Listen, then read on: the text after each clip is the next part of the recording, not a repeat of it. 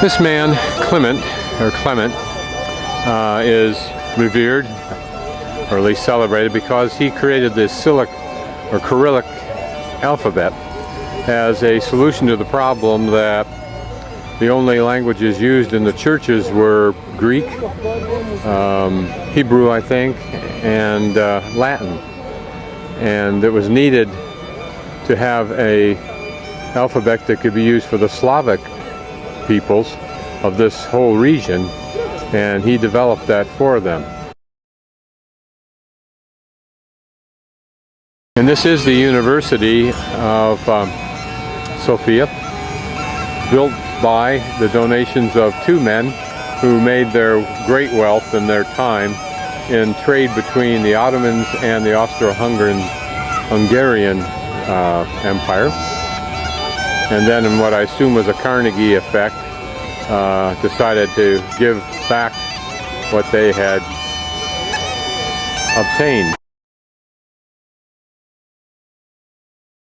And very close to the university, which serves 25,000, I assume Bulgarian students, is the National Library.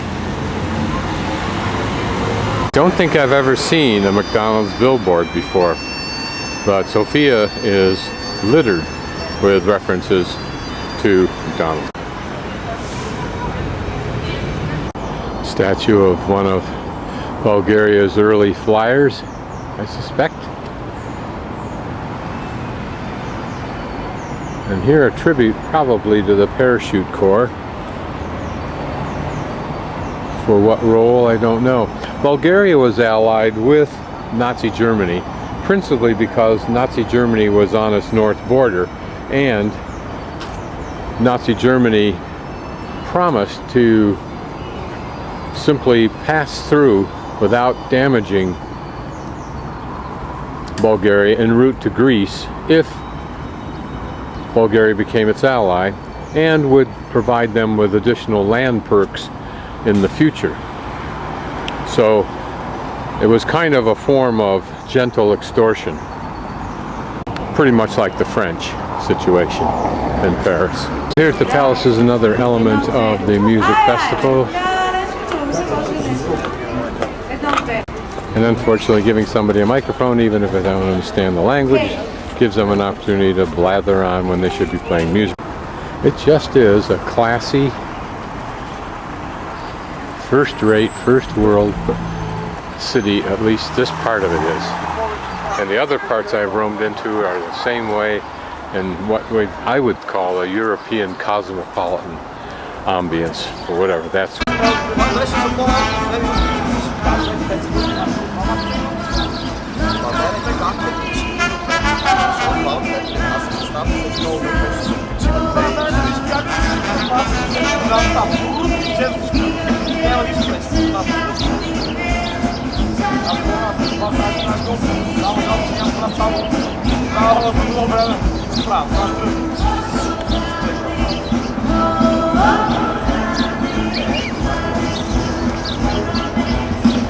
For a musician, that's got to be a grand setting.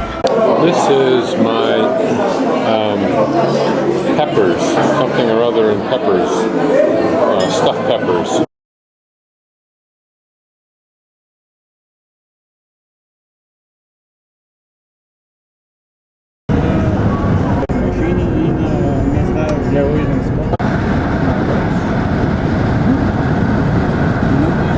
We're now climbing higher up into the mountains towards Rila Monastery.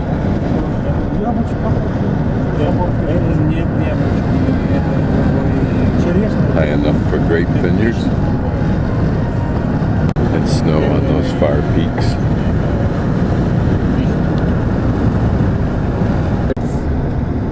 Очень большой, такой длинный, который здесь никогда не увидел. Первый раз, когда ехал.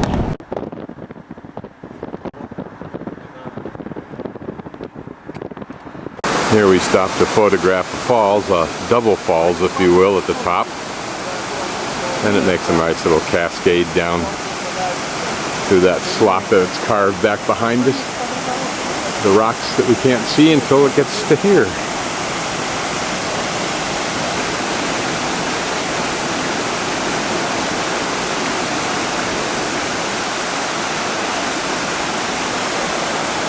Don't think there's anything above us on the stream except for Rila Monastery, so it's a very clean water, almost clean stream. Still pollution, of course.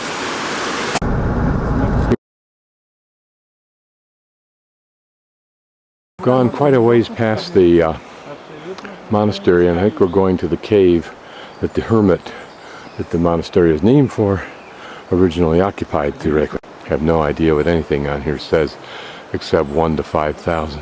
Hopefully all these inscribed names are an outdated fashion here.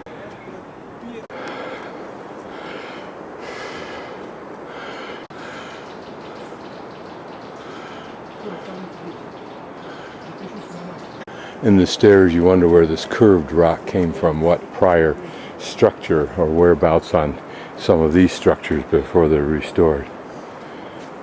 So this is called in Bulgarian Lulak, and in Sweden it's called Syrian. There you are.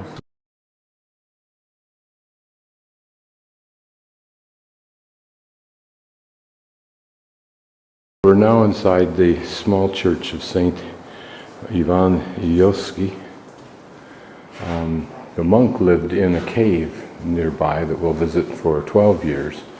Now apparently today the monk lives there, or sleeps there, if I'm understanding it correctly. And here we have a few mosaics that are left. Some look like they've been restored, like up there.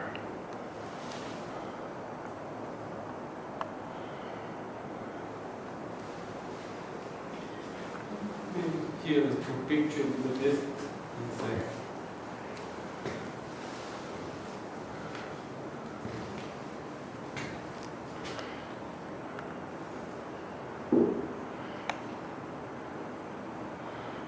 We'll do a Ken Burns on these people here.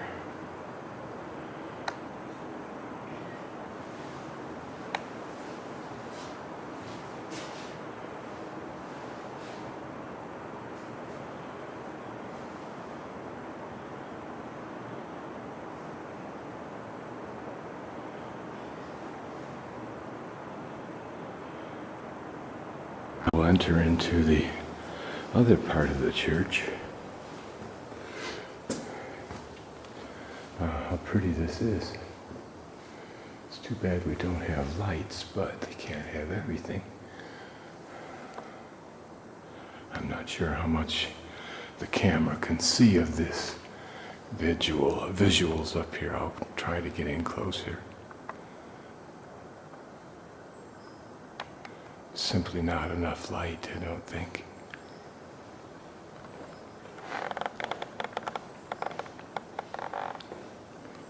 Here are the benches for the people who would either officiate or be at church.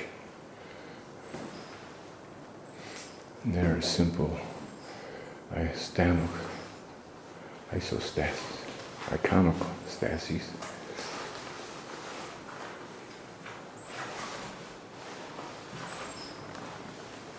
And here behind the curtain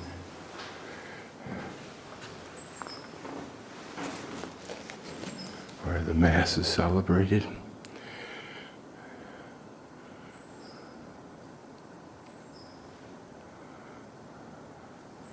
And presumably it still is used.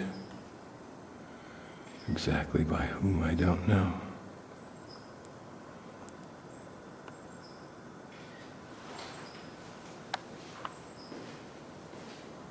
This is probably, I don't know, Jesus in heaven, angels, the archangels, and whoever this personage is here. Jesus. I don't know if behind there is where the monk lived or not yet. I have to go to the bathroom first, but something's behind it. It's like being up Cache Creek on the side of the hills, walking when you can hear the creek down below and still see some snow, late spring perhaps, up on top of the peaks a bit. So behind that door probably is a passageway underneath that big rock we're looking at, and that behind that is where there was a school for monks maybe 100 years ago. No longer exists because only 20 monks apparently reside in the monastery. It's walking alongside the church up to the cave where the monk spent his 12 years. So these pieces of paper, at least that was detected, and I just thought they were trash, are in fact little notes or wishes that people make of the spirit of either the monk or whomever is important to this position, this local area, in the hopes that that spirit, perhaps this man depicted here, will honor those wishes. Now imagine that for 12 years, this is where you lived, this was your life. Okay, presumably this area, if you can see it in my flashlight, is where the monk lived. Although this wall here that the candle's on has obviously been built up. So whether this was his platform or it was down here, I don't really know. But it's damp, it's dripping with water, and so it was not a healthy place to live. But there was an exit here for some reason, and we're going to go up through it. And maybe the monk also lives in all of this area here too. So here we go. And I'll have to, it's a small aperture, so I'll have to put my camera away in a bit. Small little place up through there, so.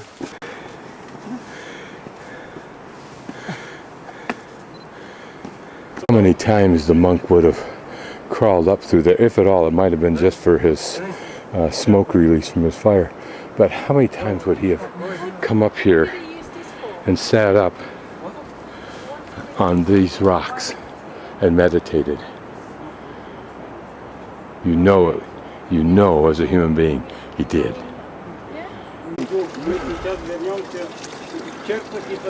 Remember, not just messages, but wishes. Wishes, yeah. Wishes. Here, a typical little religious site for a water fountain. So at least he had water, probably not that sophisticated. And here's the kind of trail we go up and then go down.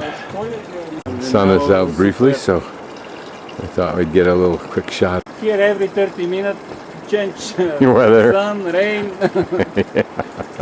Here on the rock is a plaque, probably a commemorative plaque to the monk who lived here.